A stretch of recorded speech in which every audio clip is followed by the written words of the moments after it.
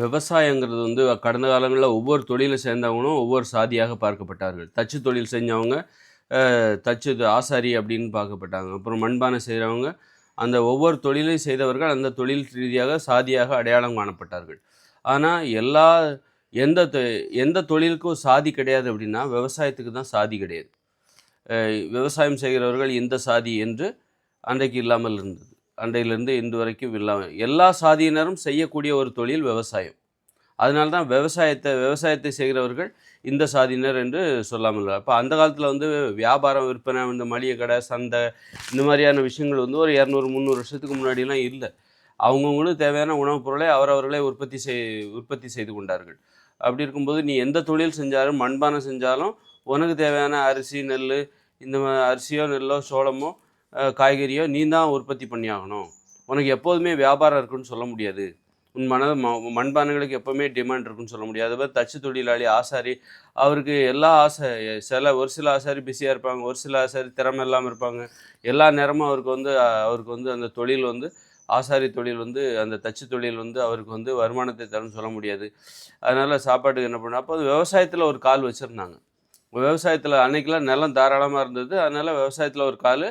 பெண்கள் செய்கிற தொழில் பார்த்தீங்கன்னா, அந்த காலத்தில் சரி ஆண்கள் ஒரு தச்சு தொழிலோ அல்லது மண்பானை தொழிலோ செஞ்சாங்க அப்படின்னா, அல்லது ஒரு அருவா செய்கிற தொழில், இதெல்லாம் அருவா செய்கிற தொழில், இந்த மாதிரி கொல்லராக இருக்கிறார் என்றால், பெண்கள் என்ன தொழில் செஞ்சாங்க? குழந்தைகளை பார்த்து மீதி நேரம் சும்மா இருக்க மாட்டாங்க. அவங்க செய்கிற தொழில் தான் பார்த்தீங்கன்னா, இந்த விவசாயம். பெண்கள் செய்கிற தொழிலாக அன்னைக்கு பெண்களுக்குன்னு உள்ள தொழில். அது மாதிரி எல்லா வயதினரும் செய்யக்கூடிய தொழில். குழந்தைகள்கிட்டருந்து பெரியவங்க வரைக்கும் கற்றுக்காமலே செய்யக்கூடிய ஒரு தொழில் விவசாயமாக இருந்தது. அது போய் கற்றுக்கணுங்கிற அவசியம் இல்லை. ஒரு தச்சு தொழில் போய் கற்றுக்கணும். ஒரு கொல்லரா மண்பானை செய்கிற தொழில் ஒருத்தர்கிட்ட போய் கற்றுக்கணும். ரொம்ப நாள் பயிற்சி பெறணும். அவர் கூடவே இருந்து அந்த நுணுக்கங்களை கற்றுக்கொள்ள வேணும். ஆனால் விவசாயத்துக்கு அது தேவையில்லை. எளிதாக கற்றுக்கொண்டு செய்யக்கூடிய ஒரு தொழிலாக இருந்தது. அதனால் அனைத்து வயதினரும் ஆண்கள், பெண்கள் எந்த வித்தியாசம் இல்லாமல் அனைத்து சாதியினரும் செய்யக்கூடிய ஒரு தொழிலாக விவசாயம் இருந்திருக்கு. அதனால் விவசாயம் செய்கிறவர்களுக்குன்னு இந்த ஜாதி அப்படின்னு யாராலையும் அப்போ எல்லோரும் ஏற்றுக்கொண்ட ஒரு தொழில் விவசாயம். விவசாயம் செய்கிறவர்களுக்குன்னு ஒரு ஜாதி இல்லை அப்படிங்கிறது தான். அப்போ விவசாயம்னு வரும்போது சமத்துவம் அங்கே விடுகிறது. ஆண்கள், பெண்கள் பேதமில்லை, வயசு வித்தியாசம் கிடையாது, இந்த ஜாதி அந்த ஜாதிங்கிறது கிடையாது. அங்கே ஒரு சமத்துவம் வந்துடுது. எல்லாரும் அங்கே ஒன்றுபட்டு நிற்கிறார்கள் விவசாயத்தை. அப்படிப்பட்ட விவசாயத்தை மட்டுமே நாம் தொழிலாக செய்ய வேண்டும். பிற தொழிலை தொழிலாக செய்யவே கூடாது.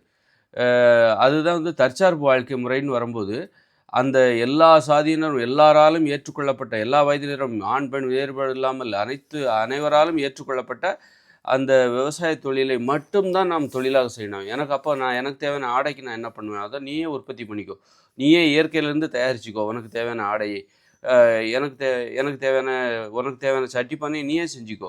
அந்த மாதிரி அதான் தற்சார்பு வாழ்க்கை முறைங்கிறது. இதுதான் நாம் மனிதர்கள் சமத்துவமாக வாழ்வதற்கான ஒரே ஒரு வழிமுறை இதுதான். எங்கே போனாலும் மனிதர்கள் சமத்துவத்தை விரும்பினால், சமத்துவம் தான் முக்கியம், அமைதி தான் முக்கியம், அன்பு பாசம் தான் முக்கியம், சுயமரியாதை தான் முக்கியம் அப்படின்னு நினச்சா நீ விவசாயத்துக்கு வந்துடலாம். விவசாயத்தில் இருக்கும்போது நீ இன்னொருத்தர் கீழே இருக்குங்கிற அவசியம் இல்லை. நீ அதை செய் இதை செய் அப்படின்ற அவசியம் உனக்குன்னு தனியாக ஒரு 2 ஏக்கர் நிலம் எடுத்துக்கோ. ஒவ்வொருத்தரும் தனித்தனியாக 2 ஏக்கர் நிலம் எடுத்துகிட்டு அதில் நீ உனக்கு தேவையான உணவை உற்பத்தி செய்து கொடு. அடுத்தவருக்கு தேவையான உணவை நீ உற்பத்தி செய்யாத.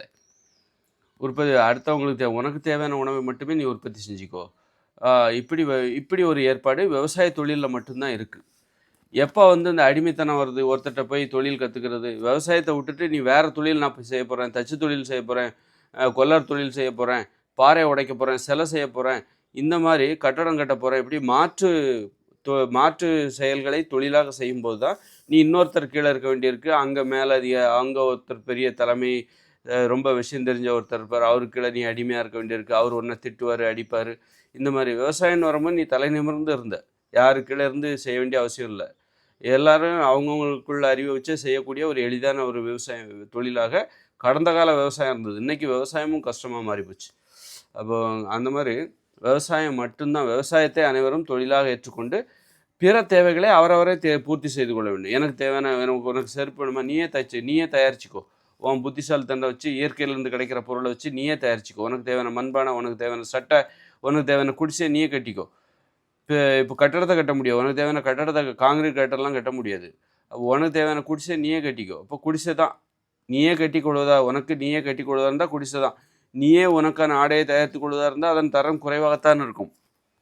ஆனால் இங்கே இப்படிப்பட்ட ஒரு வாழ்க்கை முறையில் ஒரு சமத்துவம் இருக்குது, ஒரு சுயமரியாதை இருக்குது, ஒரு சுதந்திரம் இருக்குது, ஒரு அழகு இருக்குது, ஒரு ஆரோக்கியம் இருக்குது.